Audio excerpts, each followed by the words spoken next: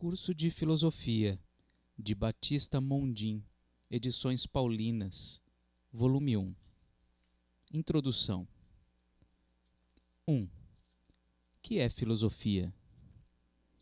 Filosofia é uma palavra de origem grega que significa literalmente amigo da sabedoria. Narra-se que o termo foi inventado por Pitágoras, que certa vez, ouvindo alguém chamá-lo sábio e considerando este nome muito elevado para si mesmo, pediu que o chamassem simplesmente filósofo, isto é, amigo da sabedoria.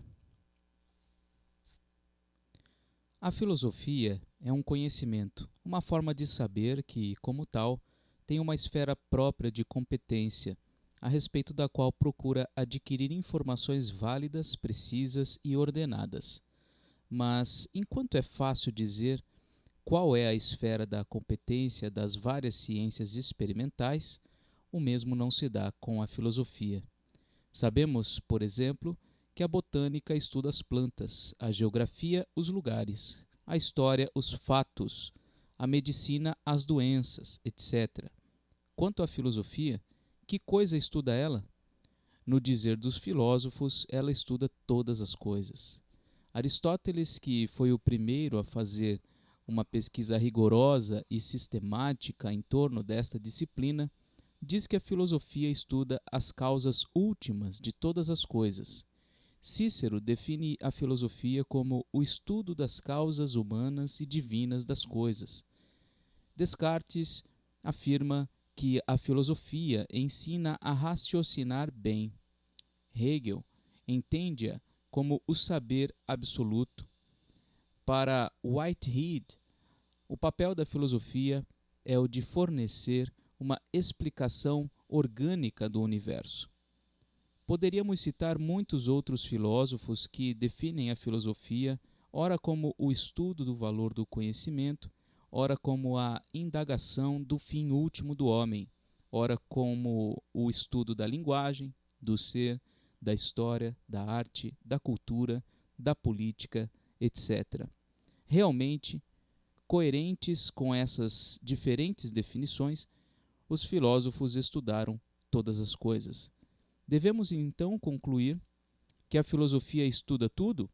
Sim, e por duas razões.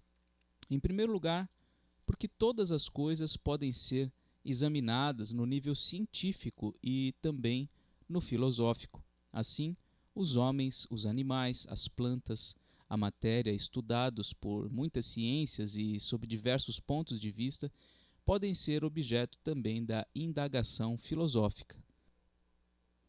De fato, os cientistas se perguntam de que é feita a matéria, que coisa é a vida, como são formados os animais e o homem, mas não consideram outros problemas que dizem respeito também ao homem, aos animais, às plantas, à matéria, como, por exemplo, o que é a existência. Especialmente a respeito do homem, que as ciências estudam sob vários aspectos, muitos são os problemas que nenhuma delas estuda, supondo-os já resolvidos, como o do valor da vida e do conhecimento humanos, o da natureza do mal, o da origem e do valor da lei moral. Destes problemas ocupa-se somente a filosofia. Em segundo lugar, porque enquanto as ciências estudam esta ou aquela dimensão da realidade, a filosofia estuda o todo, a totalidade, o universo tomado globalmente. Eis, portanto, a primeira característica que distingue a filosofia de qualquer outra forma de saber. Ela estuda toda a realidade, ou pelo menos procura oferecer uma explicação completa e exaustiva de uma esfera particular da realidade. Há, porém, duas outras qualidades que contribuem para dar um caráter próprio e específico ao saber filosófico. Trata-se do método e do objetivo. O método não é o da simples verificação, nem o da descrição, mais ou menos fantasiosa, nem o da experimentação. O primeiro é próprio do conhecimento comum, o segundo, da poesia e da mitologia, o terceiro, da ciência. A filosofia tem um método diferente, o da justificação lógica, racional. Das coisas que estuda, a filosofia deseja oferecer uma explicação conclusiva e, para consegui-la, se serve somente da razão, isto é, daquilo que os gregos chamaram logos. Quanto ao objetivo, a filosofia não busca fins práticos e não tem interesses externos como a ciência, a arte, a religião e a técnica, as quais, de um modo ou de outro, sempre têm em vista alguma satisfação ou alguma vantagem. A filosofia tem como único objetivo o conhecimento. Ela procura a verdade pela verdade, prescindindo de eventuais utilizações práticas. A filosofia tem uma finalidade puramente teorética, ou seja, contemplativa. Ela não procura a verdade por algum motivo que não seja a própria verdade. Por isso, como diz egregiamente Aristóteles na Metafísica, ela é livre, enquanto não se destina a nenhum uso de ordem prática, realizando-se na pura contemplação da verdade. Dissemos há pouco que todas as coisas podem ser objeto de indagação filosófica. Como decorrência disso, pode haver uma filosofia do homem, dos animais, do mundo, da vida, da matéria, dos deuses, da sociedade, da política, da religião, da arte, da ciência, da linguagem, do esporte, do riso, do jogo e etc. Na verdade, porém, aqueles que são chamados filósofos estudam de preferência somente alguns problemas. Aqueles que são designados com os nomes de lógica, epistemologia, metafísica, cosmologia, ética, psicologia, teodiceia, política, estética, os quais constituem as partes mais importantes da filosofia. A lógica se ocupa do problema da exatidão do raciocínio, a epistemologia do valor do conhecimento, a metafísica do fundamento último das coisas em geral, a cosmologia da constituição essencial das coisas materiais, de sua origem e de seu vir a ser, a ética da origem e da natureza da lei moral, da virtude e da felicidade, a psicologia da natureza humana e das suas faculdades, a teodiceia do problema religioso ou da existência e da natureza de Deus e das relações dos homens com ele, a política da origem e da estrutura do Estado, a estética do problema do belo e da natureza em função da arte.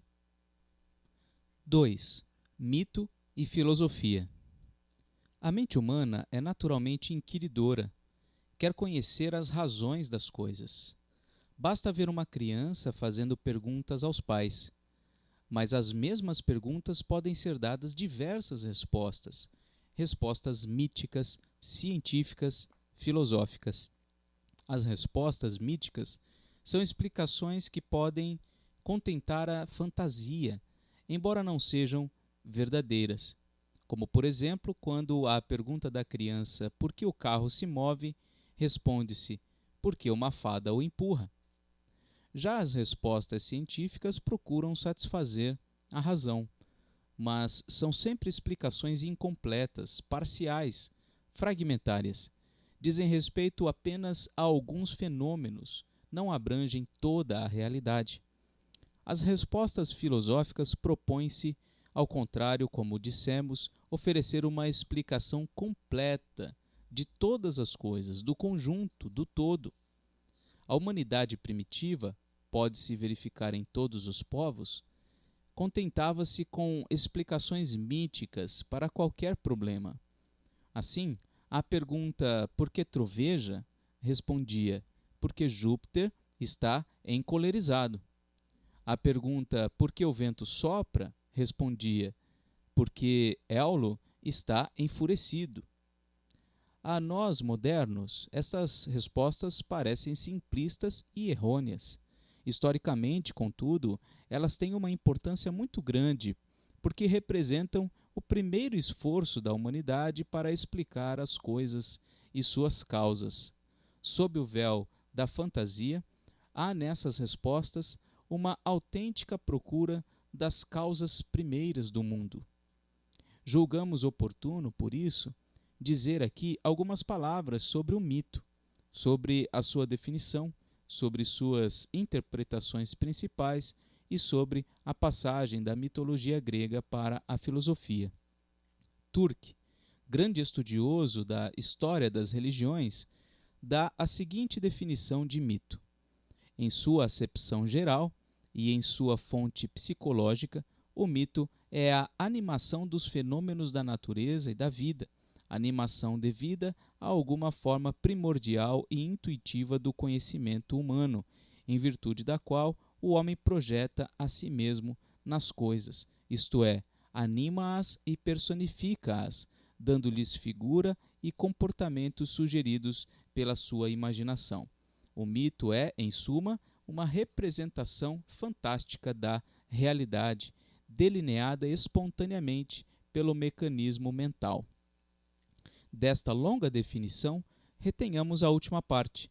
O mito é uma representação fantasiosa, espontaneamente delineada pelo mecanismo mental do homem, a fim de dar uma interpretação e uma explicação aos fenômenos da natureza e da vida. Como dissemos acima, desde o início, o homem procurou indagar sobre a origem do universo, sobre a natureza das coisas e das forças, às quais se sentia sujeito. A esta indagação, ele deu, sob o impulso da fantasia criadora, tão ativa entre os povos primitivos, cor e forma, criando um mundo de seres vivos, em forma humana ou animal, dotados de história.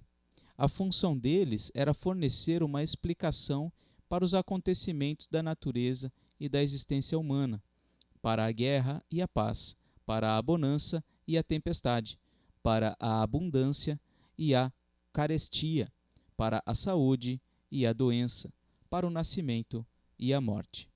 Todos os povos antigos, assírios, babilônicos, persas, egípcios, hindus, chineses, romanos, gauleses, gregos, têm seus mitos. Mas entre todas as mitologias, a grega é a que mais se destaca pela riqueza, ordem e humanidade. Não é de se admirar, por isso, que a filosofia se tenha desenvolvido justamente da mitologia grega. Do mito foram dadas as mais diversas interpretações, das quais as principais são mito-verdade e mito-fábula. Segundo a interpretação mito-verdade, o mito é uma representação fantasiosa que pretende exprimir uma verdade. Segundo a interpretação mito-fábula, ele é uma narração imaginosa, segundo nenhuma pretensão teórica. Para a primeira interpretação, os mitos são as únicas explicações das coisas que a humanidade, nos seus primórdios, estava em condições de fornecer e nas quais ela acreditava firmemente. Para a segunda interpretação, eles são representações fantasiosas, nas quais ninguém jamais acreditou, muito menos seus criadores. Os primeiros que consideraram os mitos como simples fábulas foram os filósofos gregos. A eles se juntaram mais tarde os padres da Igreja, os escolásticos e a maior parte dos filósofos modernos. Mas, a partir do começo do nosso século, vários estudiosos da história das religiões, Eliade, da psicologia, Freud, da filosofia, Heidegger, da antropologia, Levi-Strauss, da teologia, Bultmann, começaram a apoiar a interpretação mito-verdade, argumentando que a humanidade primitiva, embora não podendo dar uma explicação racional e metódica do universo, deve ter procurado explicar para si mesma fenômenos como a vida, a morte, o bem, o mal, etc. Fenômenos estes que atraem a atenção de qualquer observador, mesmo que dotado de pouca instrução. Na opinião de muitos estudiosos contemporâneos, os mitos escondem, portanto, sob a capa de imagens mais ou menos eloquentes, a resposta dada pela humanidade primitiva a estes grandes problemas. Esta resposta, pensam eles, merece ser tomada em consideração ainda hoje, porque, em alguns casos, a humanidade primitiva, simples e atenta, pode ter percebido melhor o sentido das coisas do que a humanidade mais adiantada, muito maliciosa e desatenta. Das análises feitas pelos estudiosos de nosso tempo, segue-se que o mito exerceu entre os povos antigos 3 funções principais: religiosa, social e filosófica. Primeiramente, o mito é o primeiro grau no processo de compreensão dos sentimentos religiosos mais profundos do homem. É o protótipo da teologia. Mas, ao mesmo tempo, ele é também aquilo que assinala e garante o pertencer a um grupo social e não a outro. De fato, o pertencer a este ou aquele grupo depende dos mitos particulares que alguém segue e cultiva. Finalmente, o mito exerce uma função semelhante à da filosofia, enquanto representa o modo de autocompreender-se dos povos primitivos. Também o homem das civilizações antigas tem consciência de certos fatos e valores, e cristaliza a causa dos primeiros e a realidade dos segundos justamente nas representações fantásticas que são os mitos. Em nossa opinião, o mito é denso de significado tanto religioso como filosófico, tanto social como pessoal, mas não concordamos com uma valorização que o equipare à filosofia. Embora tendo fundamentalmente o mesmo objetivo que o mito, a saber, o de fornecer uma explicação exaustiva das coisas, a filosofia procura atingir este seu objetivo de modo completamente diferente. De fato, o mito procede mediante a representação fantástica, a imaginação poética, a intuição de analogias sugeridas pela experiência sensível. Permanece, pois, aquém do logos, ou seja, aquém da explicação racional. A filosofia, ao contrário, trabalha só com a razão, com o rigor lógico, com o espírito crítico, com motivações racionais, com argumentações rigorosas, baseadas em princípios cujo valor foi prévia e firmemente estabelecido de forma explícita. 3. A religião grega e a filosofia. É comum ouvir em nossa época que o conhecimento humano se desenvolveu em 3 fases diferentes, das quais a primeira seria religiosa, a segunda, filosófica e a terceira, científica. É também muito difundida a opinião segundo a qual a fase religiosa se identifica com a fase mítica da humanidade. Observou-se, porém, de várias partes, e com razão, que a tendência a dar uma estruturação mítica ao pensamento não é exclusiva da religião, mas que acompanha todas as outras expressões e dimensões do agir humano, e que semelhante tendência para a mitificação não desapareceu na época moderna, uma vez que também em nossos dias a ciência, a tecnologia, a política, a religião, o esporte, etc., forjam seus mitos. Não obstante isso, não deixa de ser verdade que a interpretação mítica constitui um aspecto característico dos povos antigos e que, mesmo na Grécia, berço da filosofia, a primeira explicação das coisas foi essencialmente mítica e, ao mesmo tempo, genuinamente religiosa. Isto nos oferece a oportunidade de dizer uma palavra sobre a religião grega e sobre as mitologias de Homero e Hesíodo. Quando se trata da religião grega, é necessário distinguir claramente entre religião pública e religião dos mistérios. A religião pública, que tem sua mais bela expressão em Homero é essencialmente hierofânica, antropomórfica e naturalista. Hierofânica, enquanto vê em qualquer evento cósmico uma manifestação do divino. Tudo o que acontece é obra dos deuses. Todos os fenômenos naturais são provocados pelos numes. Os trovões e os raios são arremessados do alto por Zeus. As ondas do mar são levantadas pelo tridente de Poseidon. Os ventos são impelidos por Éolo, e assim por diante. Antropomórfica, enquanto os deuses são forças naturais calcadas em formas humanas, idealizadas, aspectos do homem sublimados, personalizados, forças do homem cristalizadas em belíssimas formas. Em outras palavras, os deuses da religião natural não são mais do que homens ampliados e idealizados. São, pois, quantitativamente superiores a nós, não, porém, qualitativamente diferentes. Por isso, a religião pública grega é certamente uma forma de religião naturalista, e tão naturalista que, como observou justamente Walter Otto, a santidade não pode encontrar-se nela, porque, pela sua própria essência, os deuses não queriam nem poderiam elevar o homem acima dele mesmo. O que a divindade exige do homem não é a mudança íntima de seu modo de pensar, nem a luta contra suas tendências naturais e seus impulsos. Ao contrário, tudo o que para o homem é natural vale diante da divindade como legítimo.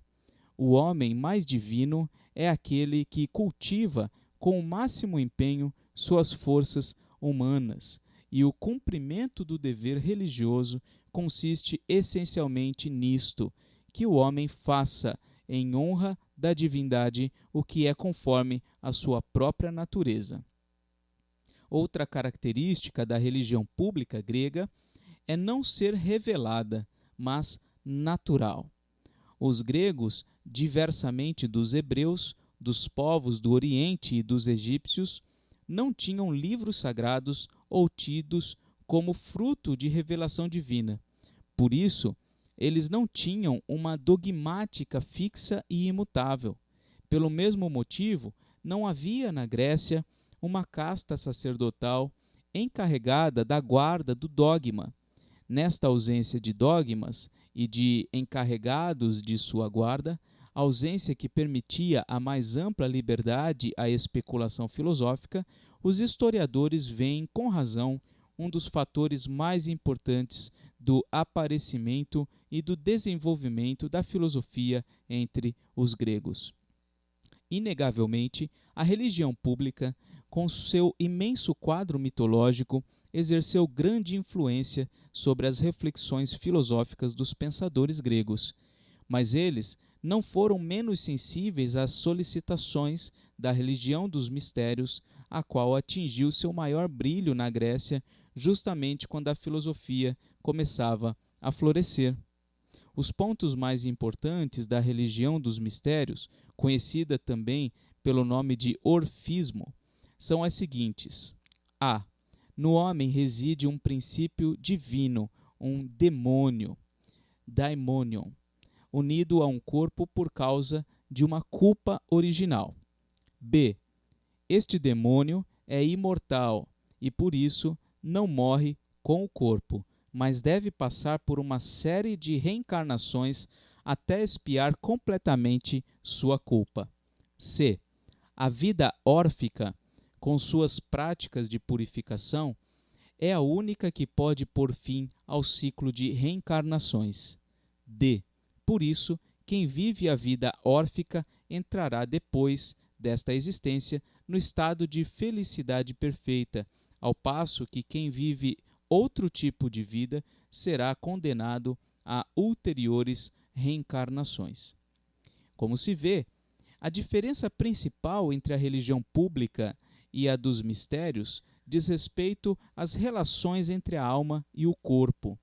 Enquanto a religião pública tem uma concepção unitária da alma e do corpo, a dos mistérios professa uma concepção dualista. De não pouca importância são as consequências éticas destas duas concepções antitéticas. Na religião pública, como observamos, não se impõe nenhuma ascese, mas se encoraja o pleno desenvolvimento e a plena satisfação de qualquer capacidade, força e paixão. Na religião dos mistérios, ao contrário, impõe-se uma ascese muito rigorosa. Vários ensinamentos antropológicos e éticos, como a imortalidade da alma, a condenação do prazer, o culto da virtude, etc., de Pitágoras, Sócrates, Platão, Zenão, Plotino, são tirados diretamente da religião dos mistérios, e isto basta para mostrar sua importância para o desenvolvimento da filosofia grega. Homero e Hesíodo têm o mérito de terem fornecido uma codificação quase oficial da mitologia da religião pública grega. Hoje, porém, os historiadores concordam em atribuir também certa importância filosófica à obra épica de ambos. De fato, nota-se em Homero um esforço típico do filósofo voltado para as motivações e para as razões dos acontecimentos narrados. Homero não conhece, escreve Werner Jaeger, a mera aceitação passiva de tradições, nem a simples narração de fatos, mas somente o desenvolvimento interno e necessário da ação, de fase em fase, nexo indissolúvel entre causa e efeito. A ação não se estende como uma tênue sucessão temporal. Em qualquer circunstância, vale para ela o princípio de razão suficiente, recebendo cada acontecimento rigorosa motivação psicológica. Este modo poético de ver as coisas é exatamente o antecedente da pesquisa filosófica da causa, do princípio, do porquê das coisas. Mas há outra característica do epos homérico que prefigura a filosofia dos gregos. Em uma e outra, a realidade é apresentada em sua totalidade. O pensamento filosófico apresenta-a em forma racional, enquanto a épica a apresenta em forma mítica. A posição do homem no universo, tema clássico da filosofia grega, é um problema a que se volta sempre em Homero. Em sua Teogonia, Hesíodo fixou com precisão o quadro cósmico dentro do qual se moverá a especulação cosmológica dos filósofos. Segundo sua explicação da gênese do universo, primeiro foi gerado o caos, depois Gea, a terra, em cujo amplo seio estão todas as coisas. Nas profundezas da terra foi gerado o Tártaro escuro e, por último, Eros, o amor, que em seguida deu origem a todas as outras coisas. Será útil, contudo, repetir aqui o que dissemos atrás a propósito das relações entre mito e filosofia. Se é verdade que o espírito indagador é o mesmo em Homero e em Hesíodo, de um lado, e nos filósofos, de outro, o modo como o realizaram é essencialmente diferente. Enquanto em Hesíodo ou nos autores de Teogonias o papel determinante é exercido pelo elemento fantástico, poético, mitológico, em Tales ele é exercido pelo Logos e pela razão. É este o motivo pelo qual a tradição considera Tales como o primeiro filósofo, reconhecendo que, no seu discurso, havia algo totalmente diferente do discurso dos poetas, e que esta diferença assinalava justamente a passagem do mito para o Logos. 4. O contexto social, político e econômico da filosofia grega. Primum vivere, dendi philosophare. Primeiro viver, depois filosofar, diz um célebre provérbio latino.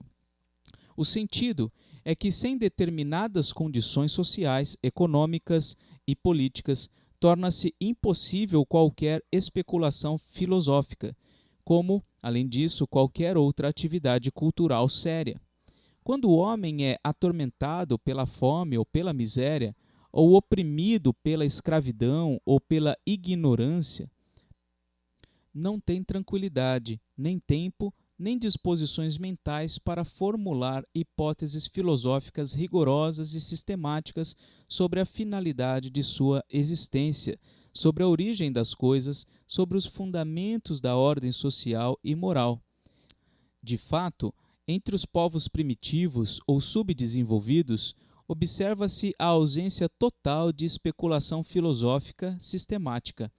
É lógico, por isso, supor que, se a primeira produção filosófica aparecida na Grécia data do século VI a.C., isto se deu graças a condições sociais, econômicas e políticas particulares.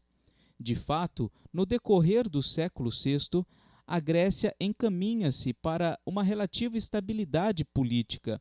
Encerrados finalmente os grandes movimentos migratórios, a vida da cidade, polis, organiza-se sobre a base de disposições bem definidas, sob o controle de grupos aristocráticos reduzidos. Também a vida econômica intensifica-se e o intercâmbio entre as cidades torna-se mais frequente. Este intenso ritmo de iniciativas e atividades atinge seu ponto mais alto nas colônias jônias da Ásia Menor, Mileto, Éfeso, Colofão, Clasômena, Fócia, e nas colônias gregas da Itália Meridional, Eleia, Régio, Metaponto, Gela, Agrigento, Catânia. Tanto nas primeiras como nas segundas, os colonos provenientes da Grécia entregam-se principalmente ao comércio, o que trouxe para as novas comunidades riqueza e prosperidade. Riqueza e prosperidade, por sua vez, proporcionaram a estas populações elevados níveis culturais, atestados ainda hoje pelos numerosos restos de templos, túmulos e estátuas. E por causa de certa liberdade decorrente da distância, as colônias puderam reger-se por constituições livres antes da mãe pátria. Foram assim as condições sociais, políticas e econômicas mais favoráveis que propiciaram o nascimento e o florescimento da filosofia, que, passando depois para a mãe pátria, atingiu os mais altos cumes justamente em Atenas, isto é, na cidade onde reinou a maior liberdade que os gregos jamais desfrutaram.